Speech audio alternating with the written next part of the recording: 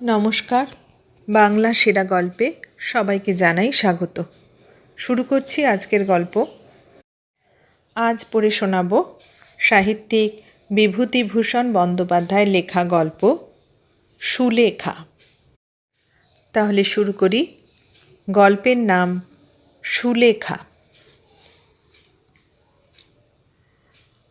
অজপাড়া গাঁয়ের পথে যখন গাড়ি ঢুকল তখন সুলেখার কান্না এলো। এই সে কলকাতায় স্কুলে কলেজে পড়েছিল। এই পাড়া গাঁয়ে শ্বশুরবাড়ি হবে, যত অশিক্ষিতাদের মাঝখানে দিন কাটাতে হবে। কলকাতার নীলিমাদের বাড়ি গিয়ে প্রতি সন্ধ্যায় চায়ের আড্ডা, সেখানে জগদীশ বড়ুয়া ও হিরণময় মিত্র সম্বন্ধে আলোচনা, ভয়েল কাপড়ের জরির ধারে কী রঙের পাড় সেলাই হবে এ সম্বন্ধে গভীর গবেষণা, গৌরীদের বাড়ি গিয়ে রেডিওতে নতুন নতুন গান শোনা, সব শেষ হয়ে গেল। গানের সে ভীষণ ভক্ত। ভালো গান শুনতে পেলে আর সে কিছু চায় না। এসবের এই পরিণতি। এই জন্যে কাকা তাকে স্কুলে দিয়েছিলেন, না দিলেও পারতেন। আরও অল্প বয়সে বিয়ে দিলেও চলত, তার চোখ ফোটবার আগেই। কথাটা সে কাউকে বলতেও পারলে না, বলতে পারলে বোঝা নেমে যেত অনেক। স্বামীকে তার পছন্দ হয়েছিল। স্বামী শ্যামবর্ণ, অল্প বয়স, বিয়ে পাশও করেছেন। কিন্তু হলে কি হবে, তিনি বিদেশে চাকরি করেন। গল্পগুজব করবার জন্যে তাকে পাওয়া যাবে না সব সময়। অশিক্ষিতাদের মধ্যে অজপাড়া গাঁয়ে একা একাই দিন কাটাতে হবে। মরে যাবে সে। নীলিমা কত দূরে পড়ে রইল। ও এবার আইএ পাশ করবে। সামনে কত আনন্দভরা মুক্ত জীবন। সে আটকে গেল ক্ষুদ্র জলাশয়ের জল ঝাঁঝির দামে। জীবনের গতি ওর বন্ধ হয়ে গেল। সন্ধ্যা হয়েছে। একটি জীর্ণ একতলা বাড়ির সামনে ওদের গাড়ি এসে পৌঁছল। কতকগুলো প্রাচীনা, কতকগুলো পাড়া গেঁয়ে বউ, তাদের মুখে চোখে না আছে বুদ্ধির দীপ্তি, না আছে কিছু। তারাই এসে সুলেখার চারিধারে ভিড় জমালে। কলকাতার বাসাতেই বৌভাত হয়ে গিয়েছিল। কোনো আচার অনুষ্ঠান বাকি ছিল না। থাকলে আরও বিরক্তিকর হয়ে উঠত ব্যাপারটা। স্বামীর ছুটি নেই। তিনি তাকে পৈতৃক বাড়িতে প্রাচীনাদের হাতে পৌঁছে দিয়েই সরে পড়লেন। মিলিটারি চাকরি, বিশেষ ছুটিছাটা নেই। যদি সময় পান পূজার সময় আসবেন বলে গেলেন। সমীর চলে গেলে সুলেখা কান্নায় ভেঙে পড়ল। একেবারে নিঃসঙ্গ হয়ে গেল সে। কিভাবে দিন কাটবে এখন বুড়িদের মধ্যে, যারা বাইরের জগতের কোনো সংবাদ রাখে না, এমন তিনকাল গিয়ে এককালে ঠেকা দন্তহীন বুড়িদের মধ্যে? টাকা ছিল না কাকার, নতুবা শহরে বিবাহ হতো। যাক সে কথা, ছেলে দেখে বিয়ে দেওয়া। ছেলে সত্যিই ভালো। স্বামীকে সে গড় পছন্দ করেনি। ভালো ছেলে, পাশ করা, স্বাস্থ্যবান। গ্রামের বাড়ি জীর্ণ বটে, কিন্তু বেশ বড়। অনেক নাকি জায়গা জমি আছে, প্রজাপত্তর আছে, আগান বাগান, পুকুর, বাঁশঝাড় আছে। বনের দিই সেকেলে গৃহস্থ। তবে ওই যা কথা, সেকেলে, একেবারে সেকেলে। শাশুড়ি সুলেখাকে দিয়েছেন একছড়া ভারী সেকেলে মুড়কি মালাহার। দিয়ে বলেছিলেন, বৌমা, বড় পয়মন্ত জিনিসটা। আমার শাশুড়ি আমাকে এই হার দিয়ে আশীর্বাদ করেছিলেন, আমি তোমাকে দিলাম আবার। তুমি আবার দিও তোমার ছেলের বউকে। জন্ম এ স্ত্রী হও। আমার মাথায় যত চুল আছে ততদিন সমীর বেঁচে থাকুক। সুলেখা শাশুড়ির পায়ের ধুলো নিয়ে প্রণাম করলে। হার ছড়াটা ভারী বটে, কিন্তু একালে ও হার কেউ পরে? গৌরী কি ভাববে? কলেজের অনুদি কি ভাববে? যদি ও আজ মুরকিমালা হার গলায় দিয়ে কলকাতায় গিয়ে হাজির হয়। দিন ৫-৬ কেটে গেল। সুলেখাকে ভোরে উঠে কাজকর্মে বড় যা নীরদাকে সাহায্য করতে হয়। অবশ্যই নতুন বউ বলে এখনও কাজের ভার তেমন ঘাড়ে চাপেনি, কিন্তু নীরদাকে দিয়ে সে বুঝতে পারে এ সংসারে পুরনো বউ হয়ে গেলে কী ধরনের খাটুনিটা আশা করা যায়। নীরদা উদয়াস্ত খাটে, টিন টিন ধান সেদ্ধ করে, বোঝা বোঝা খাড় কাচে, খই মুড়ি ভাজে, দুবেলা রান্না করতে আসে। এখন ওরা একবেলার ভার সুলেখার উপর চাপিয়ে দিতে চেষ্টায় আছে বোধহয়। নিতান্ত চক্ষু লজ্জায় বলছে না। সুলেখা রাঁধতে জানে না যে তা নয়, কিন্তু গেঁয়ো রান্না, চচ্চড়ি, শুক্তুনি, মোচার ঘণ্ট, ঝালের ঝোল, বড়ির টক এসব সে রাঁধতে জানে না। তাছাড়া ভালোও লাগে না এসব তার। এভাবে জীবন নষ্ট করার কি মানে হয়? সুলেখা সুন্দরী মেয়ে, কলেজের থিয়েটারে গতবার মালিনীর পাঠ নিয়েছিল। সুশ্রী চেহারার জন্যে আর চমৎকার গানের গলার জন্যে যা মানিয়েছিল ওকে। গৌরীর মা টিস্যু শাড়ি পরিয়ে সোনার গহনা দিয়ে কপালে অলকা তিলকা এঁকে ওকে নিজের হাতে সাজিয়ে দিলেন। ইংরেজি অধ্যাপিকা তরুণী উষাদি গ্রিন রুমে এসে ওকে কিভাবে অভিনন্দিত করলেন। এসব কথা তো আর বছর রবীন্দ্র জন্মোৎসবের দিনের। আজ মনে হচ্ছে কত কাল, সেসব দিন শেষ হয়ে গেল। এর চেয়ে তার নাই বা বিয়ে হতো। থাকতো সে উষাদির মতো, নলিনীদির মতো, মিস সেনের মতো, মিস বিধুবালা গাঙ্গুলির মতো অবিবাহিতা, হাতে ভ্যানিটি ব্যাগ ঝুলিয়ে খাটো ছাতা হাতে ট্রাম ধরতে ছুটত বেলা 10:30টায়। যেখানে খুশি তুমি যাও, সিনেমা দেখো, নাচ গানের জলসা দেখো, ফার্স্ট ক্লাসে নিউ এম্পায়ারে, কি মজা। সকালবেলা ওর বড়জা এসে বললে, রাঙা বউ, এক কাজ করতে হবে যে। সুলেখা বললে, কি দিদি? কলাইয়ের ডাল নষ্ট হয়ে যাচ্ছে, এগুলো ছাদে নিয়ে গিয়ে রোদে দাও, তারপর বেলা পড়লে ঝেড়ে তুলতে হবে, বুঝলে? বেশ, পারবে তো? করিনি কখনো, তবে চেষ্টা করি। সুলেখা ডাল ছাদে দিয়ে এসেছে, তারপর আর ডালের কথা ওর মনে নেই।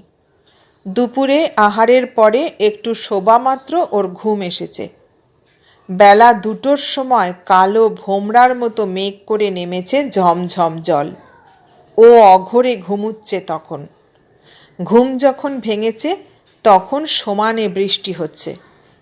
শ্রাবণ মাসের বৃষ্টি খানা ডোবা ভর্তি করে ফেলেছে 2 ঘন্টার মধ্যে। সুলেখা উঠে চোখ মুছতে মুছতে জানালা দিয়ে দেখে অবাক হয়ে গেল। বৃষ্টির এমন রূপ সে শহরে দেখেনি কখনো।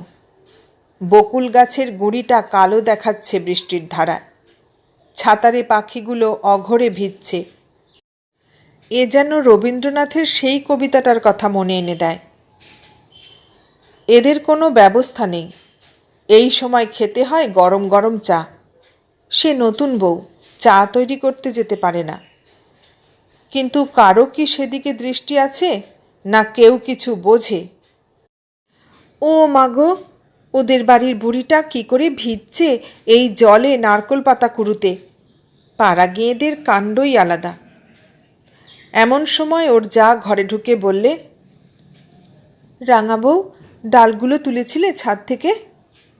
সর্বনাশ, সে কথা একদম মনে নেই সুলেখার। লজ্জায় তার সুন্দর মুখ লাল হয়ে উঠল। অপ্রতিভ সুরে বলল, ওই যা, সে কথা মনে নেই দিদি, এক্ষুনি আমি যাচ্ছি ছাদে। লজ্জায় সুলেখার মনে হচ্ছিল যে মাথা কুটে মরে। এই সব অশিক্ষিতার দল তাকে কীরকম আনারই না মনে করছে। তাকে স্মার্ট বলে সবাই জানতো কলেজে। সুলেখা ধর্মর করে উঠে ছুট দিল ছাদের দিকে। ওর যা সস্নেহে ওর দিকে চেয়ে বললেন, ছুটতে হবে না রাঙা বউ, বসো বসো। বসবো কি দিদি, ডাল যে ভিজে নষ্ট হয়ে গেল। সে কি এখনো ছাদে আছে ভাই? তুমি ঘুমুচ্ছিলে যখন বৃষ্টি এলো, সে আমি তুলে আনলুম যে। কৃতজ্ঞতায় সুলেখার সুন্দর চোখের দৃষ্টি বিনত হয়ে এলো। সত্যি ভালো লোক বটে তার যা, মজা দেখবার মতো নয়।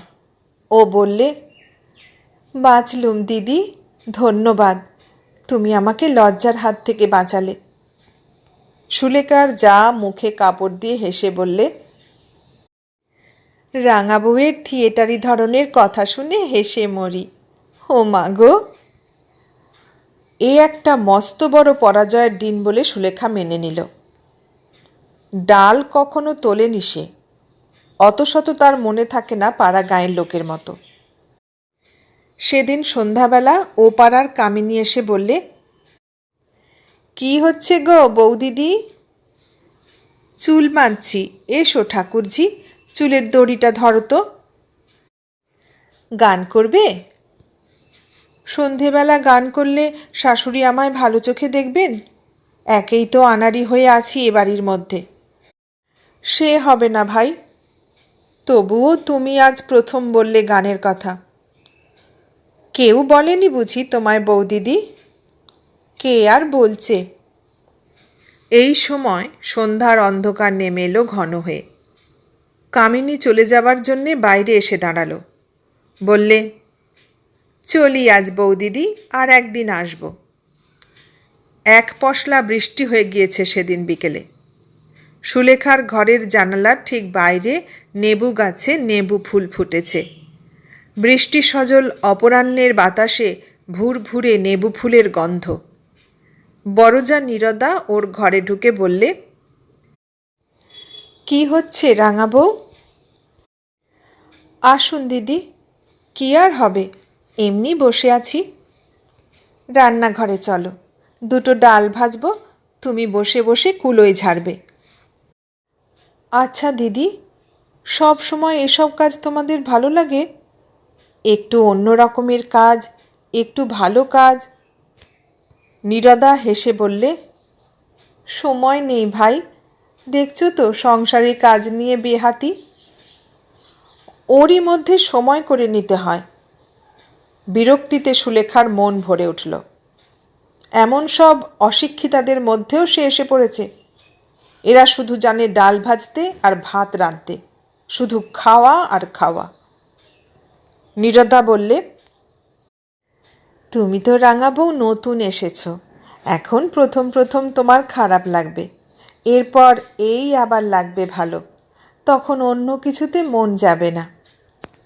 সুলেখা মনে মনে বললে, সেদিন আমার জীবনে হঠাৎ না আসুক। চক্ষু লজ্জার খাতিরেও ওকে গিয়ে ডাল ঝাড়তে বসতে হলো রান্নাঘরে। 2 ঘন্টা সে কি খাটুনি। নীরদা ডাল ভেজে দিচ্ছে আর ও আনাড়ি হাতে কুলোতে ঝাড়ছে। অনেক রাত্রে ঘুম চোখে সুলেখা এসে যখন বিছানায় শুয়ে পড়ল, তখন তার মন অবসাদে ও ক্লান্তিতে ভেঙে পড়েছে। কি কর্মফলে এমন সংসারে সে এলো? অনেক রাত্রে সেদিন ঘুম ভেঙে উঠে সুলেখা শুনলে কে গান গাইছে। সুলেখা উৎকণ্ঠ হয়ে শোনবার চেষ্টা করলে। গুনগুন করে কে গান ভাজছে, নিপুণ কণ্ঠের আলাপ। ও ভাবলে, বারে, এমন জয়জয়ন্তী আলাপ করে কে? সুলেখা নিজে গায়িকা। সে বুঝলে যে এই গুনগুন সুরে আলাপ করছে সে নিপুণ গায়িকা। সুলেখা অমন আলাপ করতে পারলে নিজেকে ওস্তাদ মনে করত। কিন্তু এ কি সম্ভব? এখানে কে গান গাইবে এমন? সুলেখা আরও শোনবার জন্যে বাইরে এসে দাঁড়ালো। সেই সময় গানও হঠাৎ বন্ধ হয়ে গেল। যে গাইছিল সে অন্যমনস্কভাবেই এক টুকরো গান অল্প সময়ের জন্যে গাইছিল, ঠিক গান গাইবার জন্যে নয়। সুলেখা ঘুম ও বিস্ময়জড়িত চোখে এসে শুয়ে পড়ল। সকালে উঠে এ ঘটনার কথা ওর মনে ছিল না, কিন্তু একটু বেলা বাড়লেই মনে এলো রাত্রের সেই অস্পষ্ট জয়জয়ন্তীর সুর। তখনই সে মন থেকে ঝেড়ে ফেলে দিলে সমস্ত ঘটনাটা। স্বপ্নের ব্যাপার হয়তো সমস্তটা।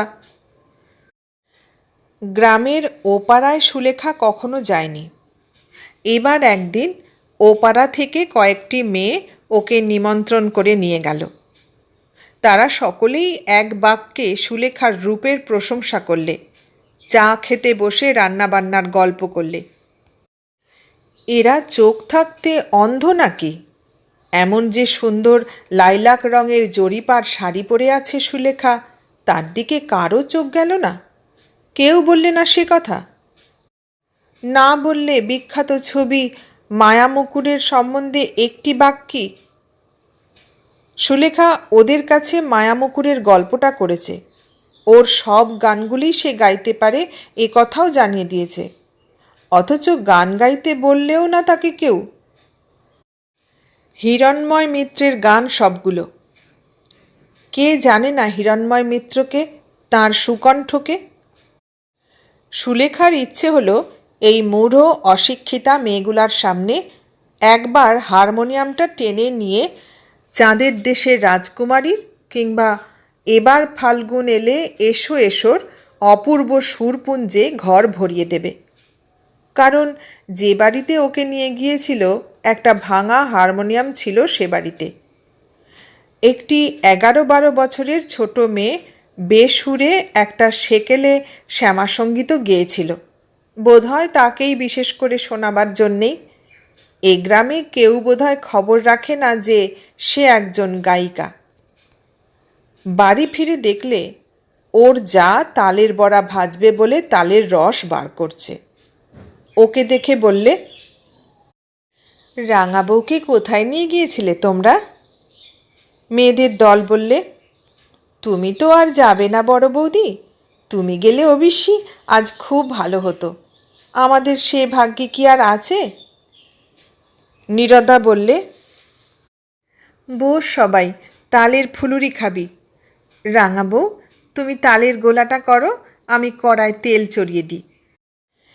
এক ধামা বড়া ভেজে যখন ওরা উঠল তখন রাত 9টা।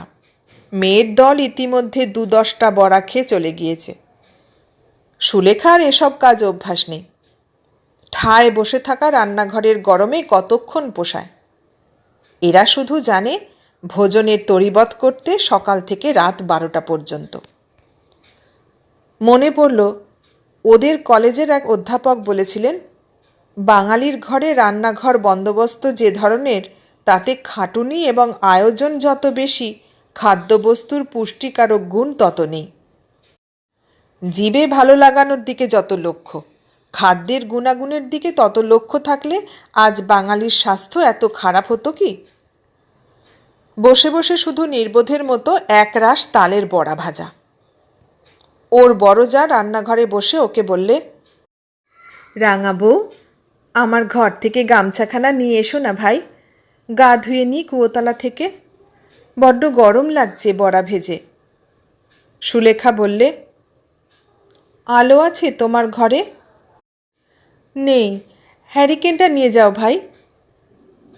বড়জার ঘরে ঢুকে গামছা খুঁজতে গিয়ে সুলেখার চোখে পড়ল একটা জিনিস। ঘরের ছোট্ট টেবিলটার ওপরে একখানা খাম পড়ে আছে। অল ইন্ডিয়া রেডিও ছাপা আছে তার উপরে।